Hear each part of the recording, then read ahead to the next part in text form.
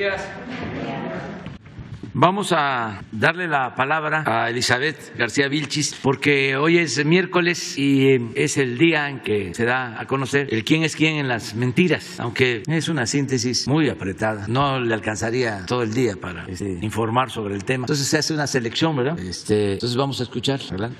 Buen día, señor presidente. Buen día a todas y a todos. Hoy traemos un par de notas. Falsean video de televisión rusa para difundir mentiras sobre el presidente López Obrador. La semana pasada se difundió un video a través de la cuenta de TikTok Cultura Pop de XXLL, en el cual se alteró el contenido de un noticiero ruso y de un mensaje de Vladimir Putin. Mediante subtítulos se decía que el mandatario ruso cuestionaba la postura del presidente de México respecto a la guerra y que habría consecuencias graves para nuestro país. Un verdadero disparate. El video fue borrado, pero se viralizó a través de otras redes sociales como Facebook y Twitter y fue enviado como cadena en aplicaciones de mensajería instantánea como WhatsApp y Telegram. El video armado es falso, pues el video real es de 2018 y se trata de un informativo de Rusia que está dando la noticia de que el mandatario ruso celebró el triunfo de Andrés Manuel López Obrador como presidente de México. Pero así se las gastan en su pretensión de desprestigiar al presidente. Siguiente, por favor. No importa que sea un homenaje a la bandera de la República Dominicana. Yo veo que se trata de una bandera rusa en tierras mexicanas. No puede ser. La bandera rusa ondea en la Ciudad de México. Falso. El domingo 27 de febrero, con motivo del 178 aniversario de la independencia de la República Mexicana, la Ciudad de México se unió a las celebraciones iluminando los edificios públicos con los colores de la bandera dominicana durante 5 horas. 2 días antes, la embajada del país caribeño había informado sobre esta celebración conjunta. Pero a pesar de ello, en redes sociales circularon críticas porque decían algunos que se estaba iluminando los edificios de la ciudad con los colores de la bandera rusa en apoyo a ese país en guerra, lo cual es totalmente falso. Por cierto, a Ricardo Rojo, que vemos en la pantalla, lo relacionan con operaciones para proveer contenidos a los bots de oposición, como lo hizo en la campaña electoral de 2018. Pero el desmentido salió en algunos medios y queremos leerles un tuit que nos pareció que ilustra bastante bien. No importa que es de Poncho Gutiérrez, no importa que la embajadora de República Dominicana ya saliera a confirmar que las luces de los colores en el Zócalo son un homenaje a su aniversario de independencia. Si los derechairos dicen que es la bandera de Rusia, es la bandera de Rusia. Entiendan, chairos tercos.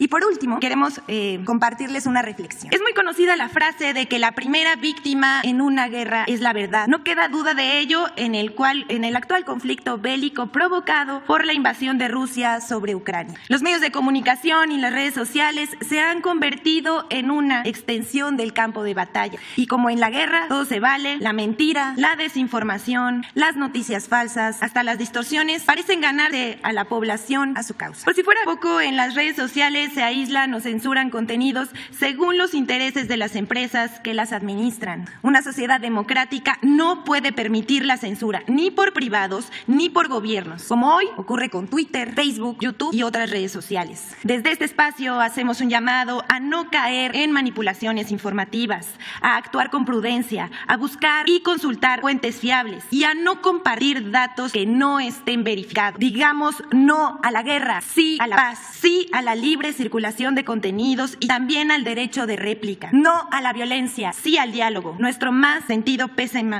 a las familias de víctimas de esta guerra injusta. Es cuanto, señor presidente. Ustedes dos, tú ya estuviste. 3, 4, 5. Tú empiezas, Judith. Gracias, presidente. Buenos días. Judith Sánchez Reyes, corresponsal de Imagen del Golfo de Veracruz.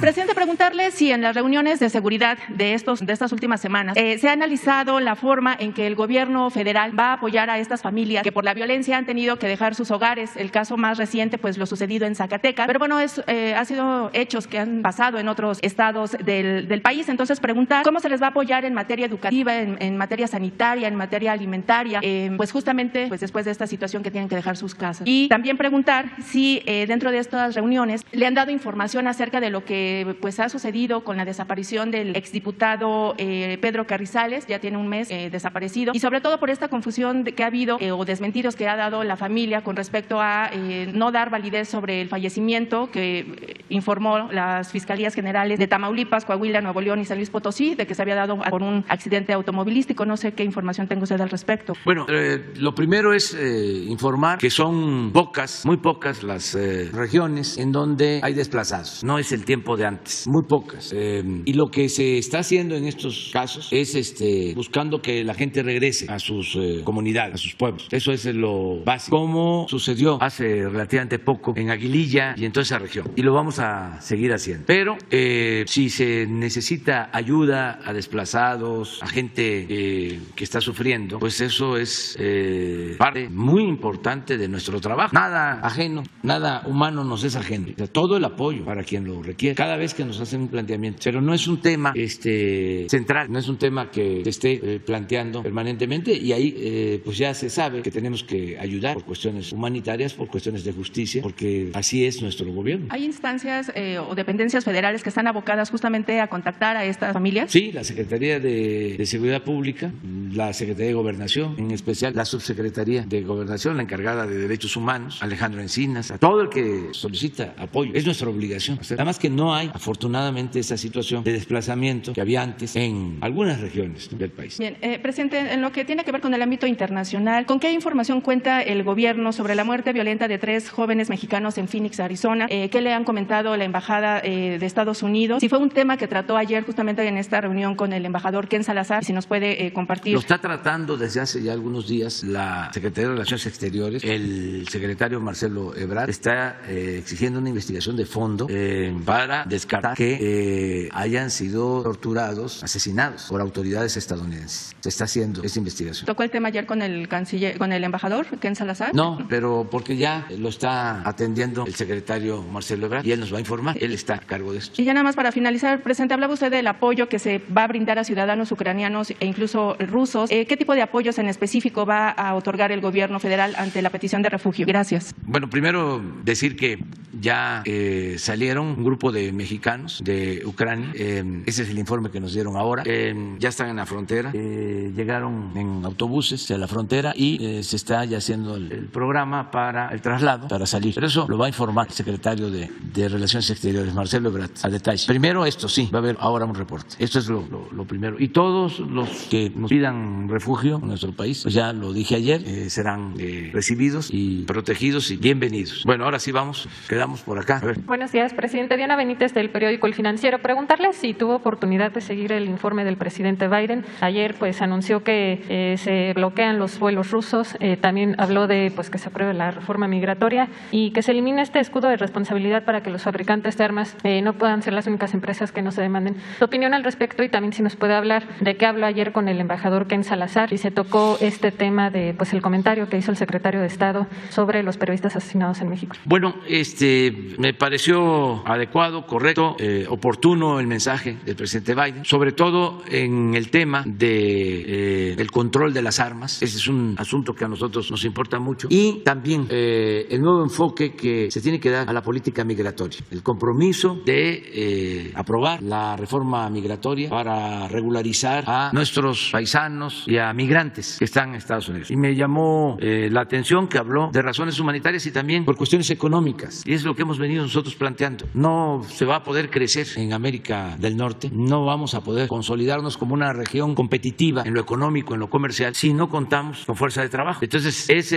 contradictorio de que se tenga una política migratoria que impide que puedan trabajar honradamente en Estados Unidos, centroamericanos, mexicanos, que se ordene ese flujo migratorio en vez de estar deteniéndolo y convirtiéndolo en ilegal, cuando para crecer, repito, hace falta la fuerza de trabajo. No se va a poder crecer si no se cuenta con fuerza de trabajo. Durante algún tiempo pues se habló de que la automatización, la robótica, las nuevas tecnologías iban a hacer a un lado la mano de obra, pero eso no ha sucedido, va a llevar tiempo todavía. Entonces el presidente Biden ayer habló de ese tema, volvió a hacer el compromiso de la regularización de migrantes y nosotros estamos totalmente de acuerdo con esa postura. Inclusive ojalá y se promueva pronto para que se cuente con el apoyo de los legisladores del Partido Demócrata y el Partido Republicano, y nosotros poder saber como mexicanos quiénes ayudan, apoyan a nuestros paisanos y quienes son antimexicanos, quienes están a favor de la xenofobia, del racismo, de la discriminación, porque aquí he dicho de que ya hay muchos mexicoestadounidenses, hay 38 millones de mexicanos en Estados Unidos y no es posible que nuestros paisanos estén a favor de partidos que nos rechazan. Ya es tiempo de poner las cosas en claro y este es un tema importante. Entonces fueron de las cosas que me parecieron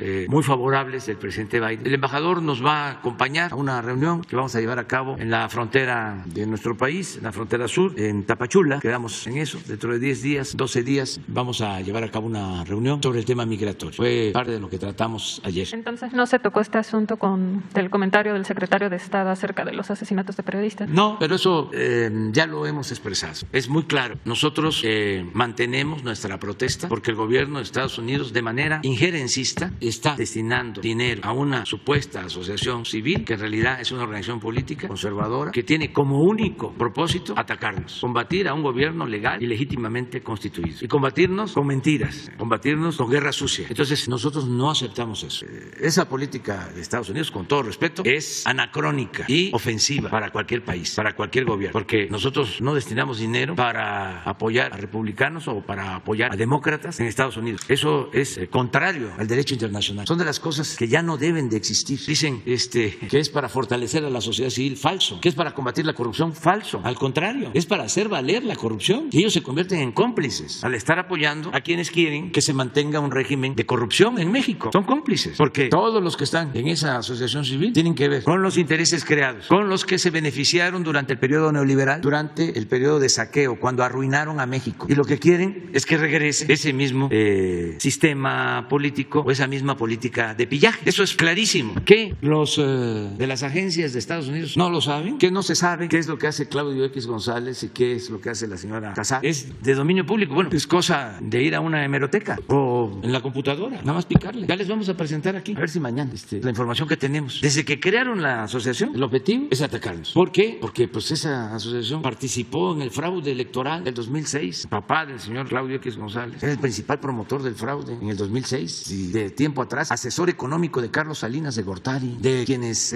más han impulsado la privatización en el país. Claudio X González, papá, todo respeto, es una especie de el finado Fidel Velázquez, nada más que el finado Fidel Velázquez era el dirigente dominante del sector obrero y Claudio X González del sector empresarial. Pero hay pruebas y el hijo lo mismo y la señora Amparo Casar asesora en gobernación cuando el gobierno del PAN, cuando me desaforaron. Que eso no lo saben en Estados Unidos, no lo sabe el Departamento de Estado, no lo sabe la CIA, no lo saben las otras agencias y creen que esa asociación es para combatir la corrupción. Si no fuese un asunto tan serio, sería de risa. Además, como dicen los abogados, aceptando sin conceder de que sea para combatir la corrupción en México, ¿con qué derecho ellos intervienen en un asunto que corresponde a los mexicanos? ¿Por qué se sitúan como una especie de gobierno mundial y la independencia y la soberanía de los pueblos? Entonces, esas cuestiones, pues sí, se tratan así, abiertamente, porque se requieren reformas y yo lo he planteado en un discurso dedicado a Simón Bolívar, hablé de eso, de la integración de América, de todo el continente, que así como se unió Europa, primero como Comunidad Europea, luego Unión Europea, así tenemos que estar pensando en unirnos en América, no solo América del Norte, toda América, que es una región muy poderosa en lo económico, en recursos naturales, en fuerza de trabajo, para poder enfrentar a otras regiones en buena lid, en el terreno económico, en el terreno comercial, ser competitivos. Pero eso requiere también de una política, como lo planteaba el presidente Franklin Delano Roosevelt, de buena vecindad. Franklin Delano Roosevelt no solo llevó buenas relaciones con el presidente Cárdenas, sino respetó a Haití en su liberación, respetó a los pueblos. Eso requiere la integración de una nueva política con relación a los países de América. Y el presidente Biden está muy consciente de eso, porque sin que yo lo planteara en las pláticas, las conversaciones que hemos tenido de manera directa o por teléfono, lo primero es igualdad de circunstancias, pie de igualdad. No estamos considerándoles como patio trasero de Estados Unidos, cosa que le agradecemos, porque además nosotros no permitiríamos nunca que nos dieran ese trato, no lo aceptaríamos. Por eso estamos pidiendo también que se haga la investigación del Rápido y Furioso y de todas esas operaciones violatorias a nuestra soberanía, la introducción de las armas, México, armas que se utilizaron para quitarle la vida a mexicanos y a estadounidenses. Entonces estamos en una etapa nueva completamente. Y es muy buena la relación con el embajador Ken Salazar y así va a continuar. Para el tema migratorio, básicamente, con ese propósito de ver cómo vamos avanzando en la cooperación a los países de Centroamérica para que la gente tenga empleo, seguir hablando sobre nuestra propuesta de que se otorguen visas temporales de trabajo, que se ordene el flujo migratorio. Que se entienda, es elemental. No se va a poder crecer en América del Norte. En lo específico, no va a poder crecer la economía de Estados Unidos si no hay fuerza de trabajo. Y no tienen fuerza de trabajo. Así de claro. Ni en Estados Unidos ni en Canadá. Entonces, nuestra propuesta es saber, vamos a analizar cuánto se requiere de fuerza de trabajo para crecer, para fortalecer primero América del Norte como región y ser competitivos con relación a otras regiones del mundo, porque es muchísima la dependencia. A ver si no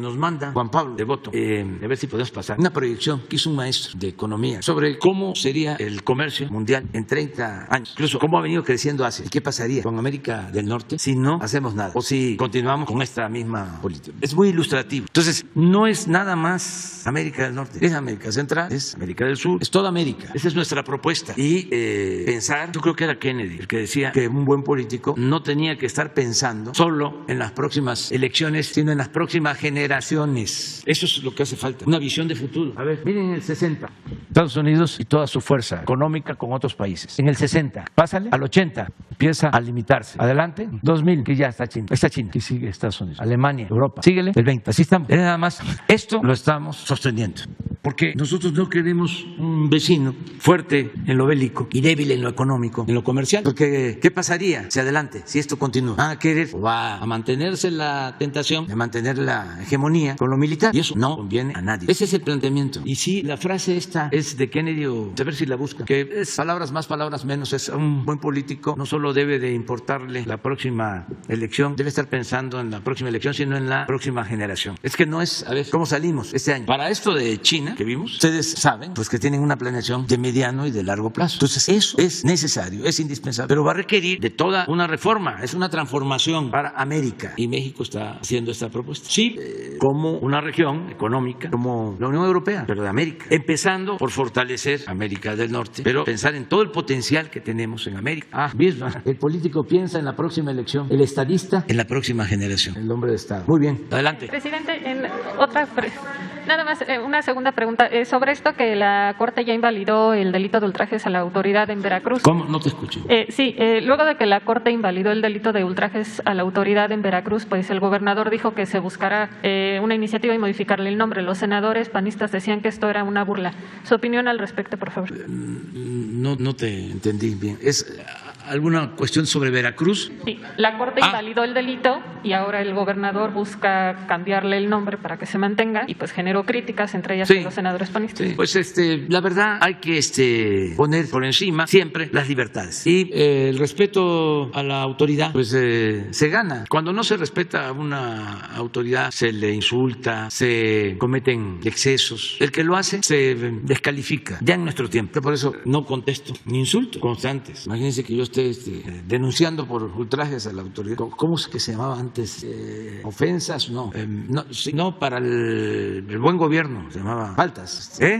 Sí, faltas administrativas por insultos o ultrajes al buen gobierno o faltas a la autoridad o algunas cosas. No.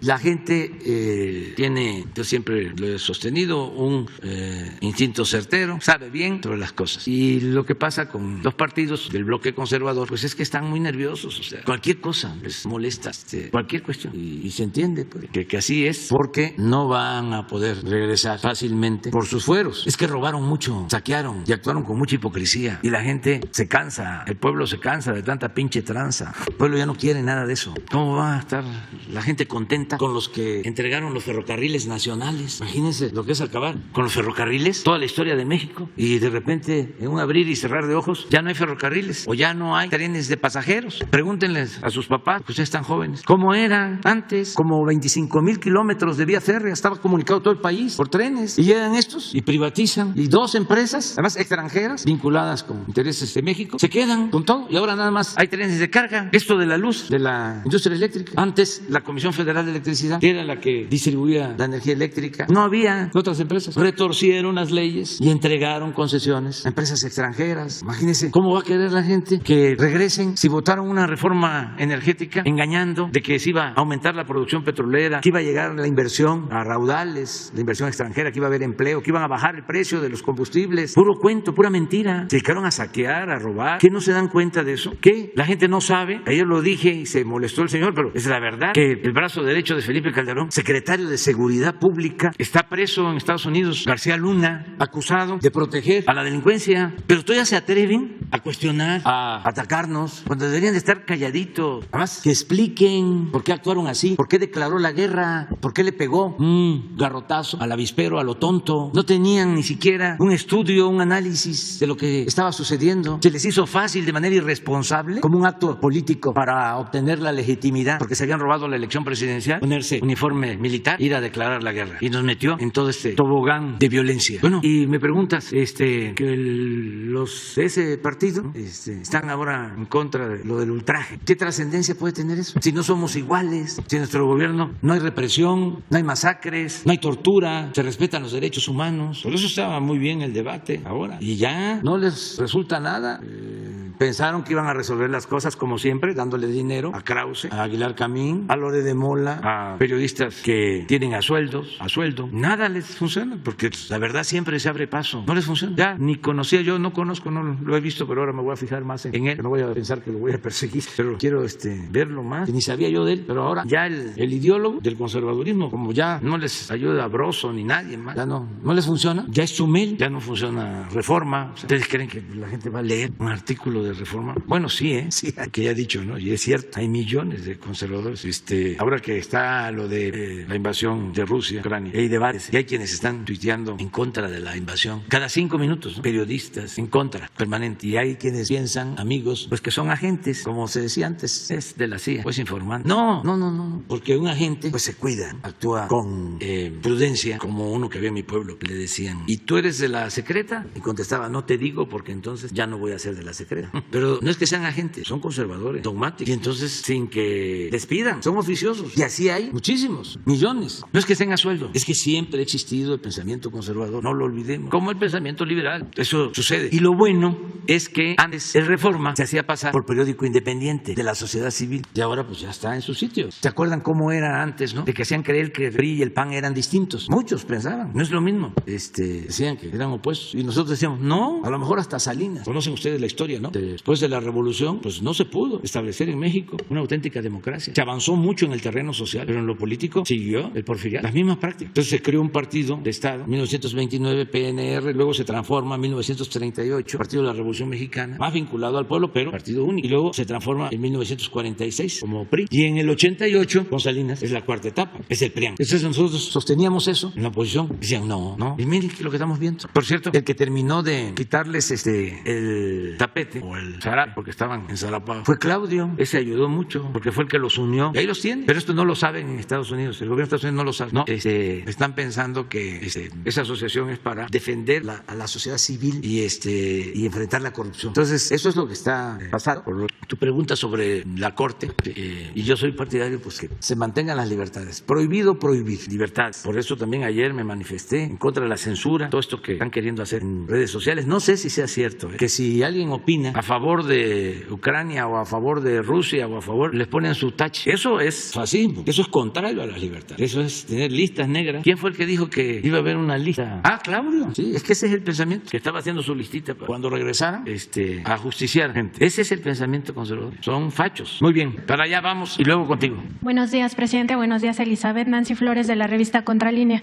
Presidente, el 22 de febrero, el ministro presidente de la Suprema Corte de Justicia de la Nación, Arturo Saldívar, hizo esta declaración tan trascendental respecto de la operación de Estado que encabezó Felipe Calderón Hinojosa para encubrir todos los crímenes alrededor de este incendio de la guardería ABC. Incluso pues habló que Felipe Calderón era el responsable de este encubrimiento, de esta operación de Estado, así lo denominó él, porque todas las instituciones que estuvieron implicadas pues operaron para este encubrimiento, e incluso se presionó a tal grado a la Corte y en especial a él que llevaba esta investigación, que él temió que podrían desaparecerlo. hacerlo, ¿no? Él indica que le dio instrucciones a sus secretarias para guardar estos dos proyectos ya firmados y que si él no se presentaba en la Corte a las 8:30 de la mañana del siguiente día, lo dieran a conocer a la prensa y además lo bajaran al Pleno. En toda esta operación de Estado, pues se hizo, dijo el propio ministro presidente, para encubrir a Margarita Zavala, la entonces primera dama y esposa de Calderón,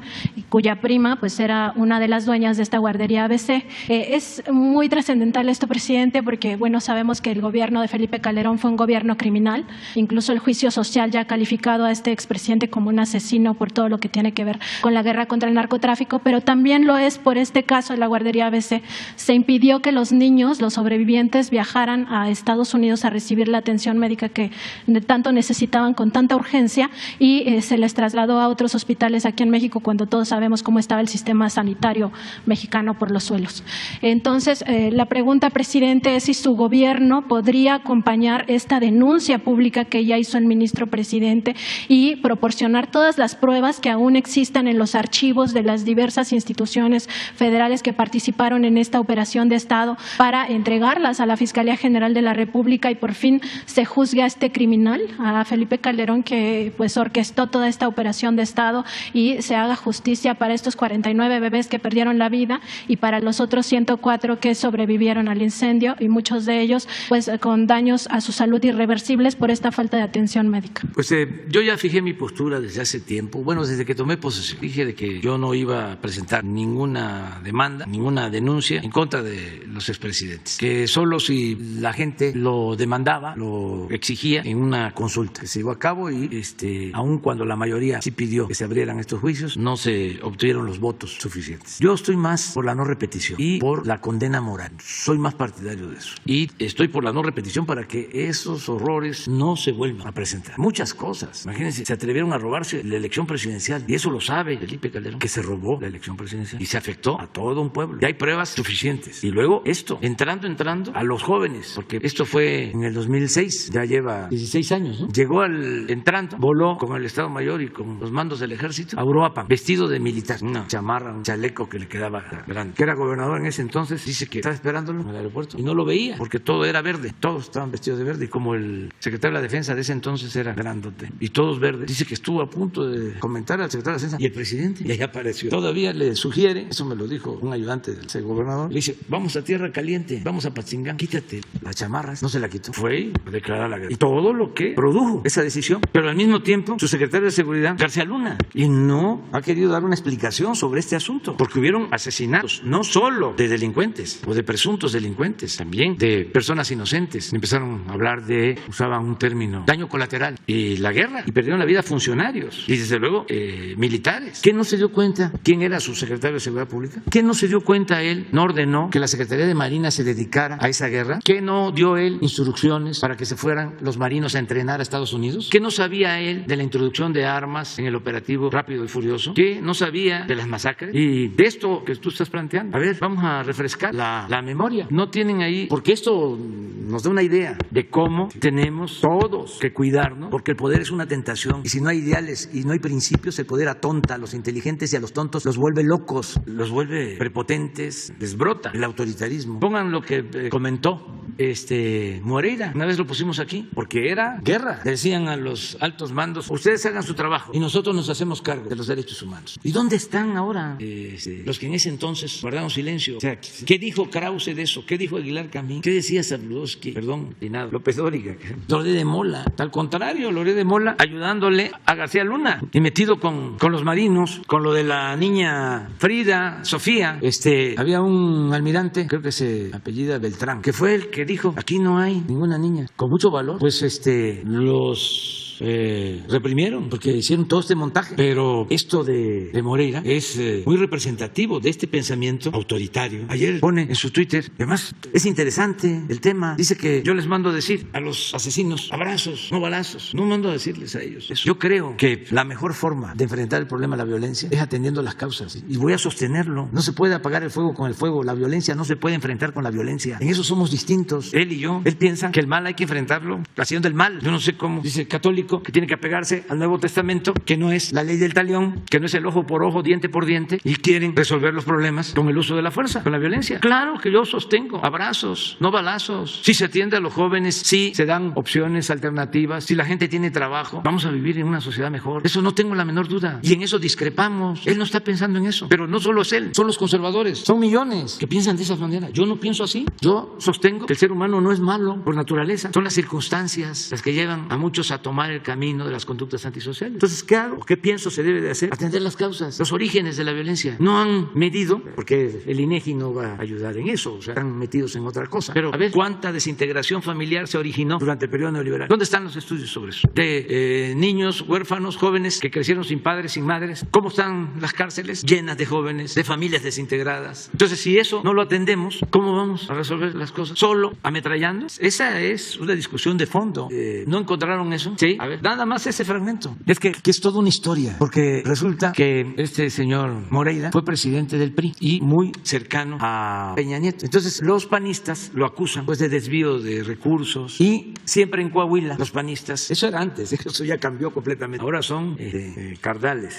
Siempre sacaban, ¿no?, que los Moreira, que habían endeudado al Estado, que eran unos corruptos. Esa era su campaña de los panistas en Coahuila. ¿Pero qué pasaba? Pues que se entendían, porque eran lo mismo, sobre todo arriba. Entonces, antes de irse Calderón, la Procuraduría da a conocer que no había motivos para acusar al señor Moreira por corrupción, ni por ningún delito. Lo exoneran antes de que saliera Calderón, antes de que entrara Peña. Le entregan su oficio de que no tiene delito. Luego viene la elección de nuevo en Coahuila y detienen al señor Moreira en España, pero todo propagandísticamente hablando, porque les convenía. Ahorita vamos al ABC, ahorita vamos a ir a eso, porque les convenía, ¿no?, que ganara el PAN, con Moreira en la cárcel en España. Pues los tuvieron que soltar porque muestra que estaba exonerado. Entonces, todo esto, pues yo lo denuncié en su momento, en Coahuila, en Los Altos. Les decía yo a la gente, les están engañando, son lo mismo. Les di a conocer el expediente. Así actuaban. Pero en ese entonces declara Calderón en contra de Moreira y Moreira le contesta y es una respuesta fuerte, pero no es el que sea fuerte porque la está replicando, sino por lo que dice de un asunto o de un caso en contra de unos presuntos delincuentes o de un presunto delincuente, de lo que se tenía que hacer. Esto dicho por el que era gobernador de Coahuila al que era presidente de México. A ver si ya lo encontraron. Pero ahora vamos al ABC, porque a mí lo que más me molesta de todo esto, claro que me duele lo de los niños, ¿no?, pero lo que más me molesta es la hipocresía y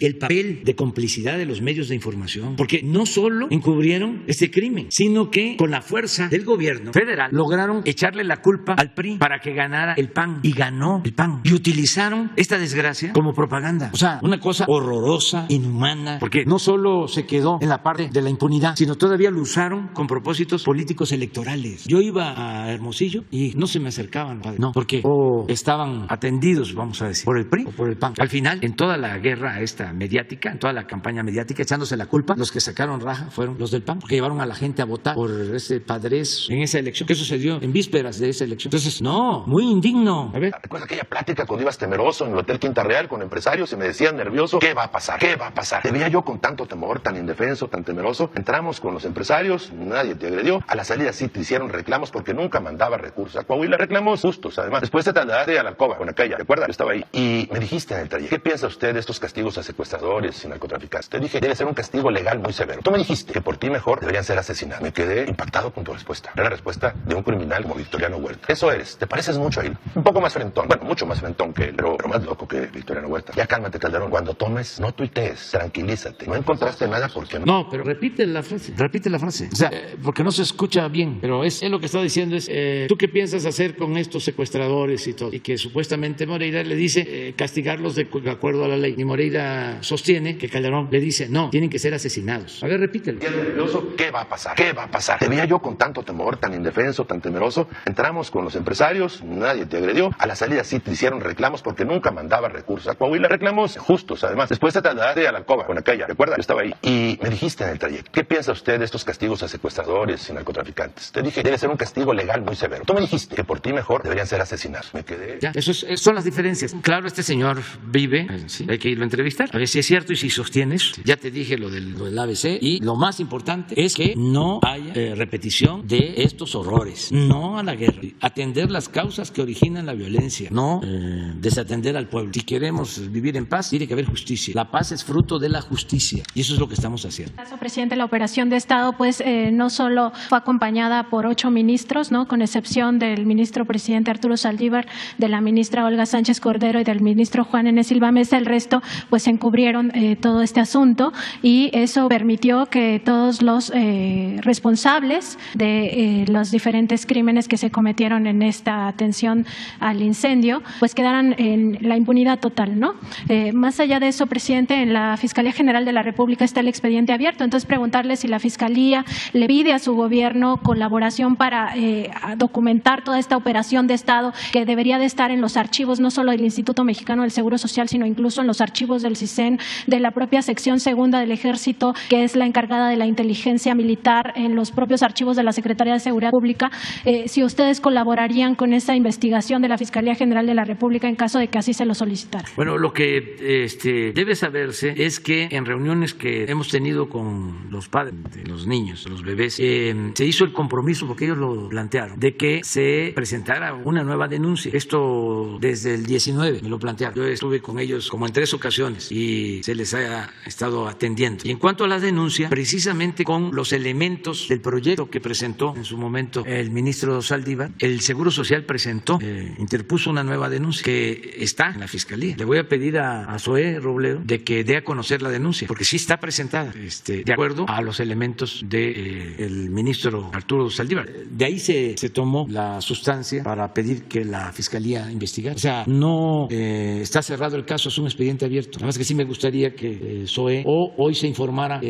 Alejandro Encinas también sabe sobre esto. ¿Y qué otra cosa? Sí, presidente, también la Suprema Corte de Justicia de la Nación a inicios de febrero, el 9, votó a favor de que la prisión preventiva oficiosa ya se redujera a 2 años. Esto para evitar que personas inocentes pues estuvieran hasta 20 años en prisión por esto de la prisión preventiva oficiosa. Y también se buscó por parte del Instituto de la Defensoría Pública, el Instituto Federal de la Defensoría Pública, que encabeza Netzai Sandoval, que pues esto no beneficiara a, por ejemplo, políticos como Rosario Robles o como el abogado Juan Collado, sino que en casos donde estuviera probado ciertos ilícitos, pues no fueran beneficiados por esto de que la prisión preventiva oficiosa ya solo dure 2 años. Preguntarle, presidente, si esto contribuye a su esfuerzo que ha hecho a través de los decretos emitidos para que personas que estén injustamente presas salgan en libertad, y si le han dado ya algún reporte de cómo van esos decretos, cómo han ido caminando, para que pues aquellos que puedan tener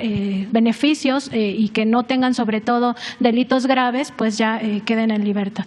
Sí, vamos a continuar buscando liberar a quienes son inocentes o llevan años sin sentencia. Vamos a seguir avanzando. Se han logrado cosas y yo creo que el secretario de Gobernación podría informarnos de cómo vamos para continuar.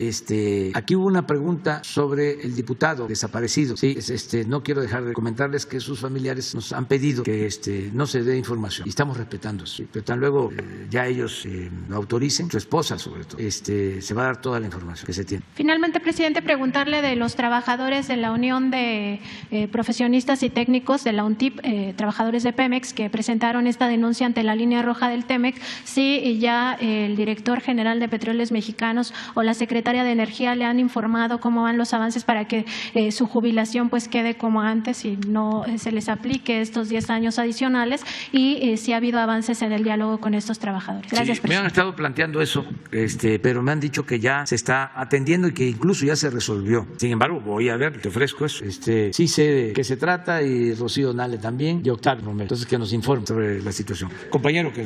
Muy buenos días, presidente. Mi nombre es Miguel Velázquez, soy reportero del periódico Publimetro, y bueno, tengo algunos temas que quiero tratar, los voy a hacer lo más breve posible. En la edición del pasado domingo, Publimetro reportó que existen funcionarios de la Cuarta Transformación cuyo sueldo es mayor que el de usted. De acuerdo con información de la Secretaría de Marina entrega directamente a Transparencia, al menos 14 altos altos mandos ganan más que el titular del Ejecutivo, empezando por el almirante secretario Rafael Ojeda, quien el año pasado ganó 2.115.804 pesos, mientras que usted ganó en todo el año 1.961.229 pesos, hablando del sueldo bruto, aunque la cifra sigue siendo superior cuando se habla del sueldo neto. Mi pregunta, presidente, es ¿por qué los altos mandos de Marina no están siendo señalados por incumplir con la política de austeridad, como si lo están siendo los consejeros del INE y los ministros de la Suprema Corte de Justicia? Es distinto, es una situación que prevé la misma ley. Cuando se trata de un tema especializado que requiere de un trabajo con características de profesionalismo, técnicas, hay un porcentaje que se puede garantizar, está en la ley, está en la Constitución, para algunos servidores públicos. Es lo que pasa con el servicio exterior y pasa también con investigadores del CONACYT que tienen la categoría mayor, son eméritos y además su sueldo. En esos casos no hay problema. Presidente, en un segundo tema, si me lo permite, con el estallido del conflicto entre Ucrania y Rusia, nos llama la atención que el Instituto Nacional de Migración, y bueno, ya se comentaba ahorita también en esta conferencia, pues emitió un comunicado en el que pide acelerar los trámites para que se conceda la condición de refugiado a las personas que están huyendo de la guerra, principalmente de Ucrania, y que deseen obtener asilo en nuestro país. Llama la atención porque en 2021 crecieron en 89.6% las deportaciones de México, de acuerdo con cifras del Instituto Nacional de Migración. Es decir, mientras que se apoya a buscar a personas, mientras que se busca apoyar a personas ucranianas y rusas, dándoles refugio permanente, como señaló Francisco Garduño, en México se está deportando a migrantes de Honduras, Guatemala y El Salvador. En términos reales, la información señala que a 114.366 extranjeros se les deportó en 2021. La pregunta, presidente, es ¿por qué se le está dando facilidades de asilo a los ucranianos, mientras que los centroamericanos que también huyen de un contexto de violencia se les deporta en masa? A todos se les apoya y se les protege. Ese es un planteamiento también, no es tu caso, pero es también, si le rascas, de tipo conservador. Siempre es ¿por qué se ayuda a estos y no a estos otros? Acabo de ver un mensaje sobre eso, a lo mejor lo encuentran, sobre los jóvenes construyendo el futuro, que dicen así, ¿por qué destinar 12,000 millones de pesos a los jóvenes que son que no trabajan, pues, que son ninis, y no usar ese dinero para esto otro? O lo mismo, ¿no? ¿Por qué trato distinto con Guatemala y con Honduras que con los que pueden venir de Ucrania o de Rusia? Bueno, porque son circunstancias especiales, o sea, es una situación de guerra, pero eso ya no hay remedio de que cambie. O sea, ese pensamiento conservador está hasta el tuétano. Ahí no podemos hacer nada. Es más, yo te contesto lo que puedo, ¿no? Y lo hago con todo respeto, pero está muy difícil que a ti a lo mejor te convence, pero a los que leen tu periódico o a los que están pensando en hacer esa nota, no es. Ya hay quienes de plano no van a cambiar. O sea, ya su pensamiento conservador. No pones lo que mencionó Elizabeth, que hay una gente que es genial. Yo creo que lo voy a perjudicar, pero sí, ese Poncho. Es que esto explica más. Acuérdense que esto es pedagógico. Mi trabajo es concientizar. Soy un predicador cívico. No importa que la embajadora de la República Dominicana ya saliera a confirmar que las luces de colores en el Zócalo son un homenaje a su aniversario de independencia. No importa. Si los conservadores, los fifís, dicen que es bandera rusa, es bandera rusa. O sea, no los hace uno cambiar. Entonces, yo como no tengo mucho tiempo, porque pues se me termina mi mandato, si el pueblo así lo decide, en 2 años y medio, pues no voy a andar queriendo convencer a quienes están cerrados por completo. Sí me importan los jóvenes, incluso jóvenes de familias conservadoras, porque ya he dicho, Madero era de una familia conservadora y tuvo el valor de llamar al pueblo a tomar las armas en contra de la dictadura de Porfirio Díaz. Y por eso sus familiares y sus amigos lo acusaban de traidor de clase y otros casos. Entonces, con los jóvenes sí, informar, pero ya otros no.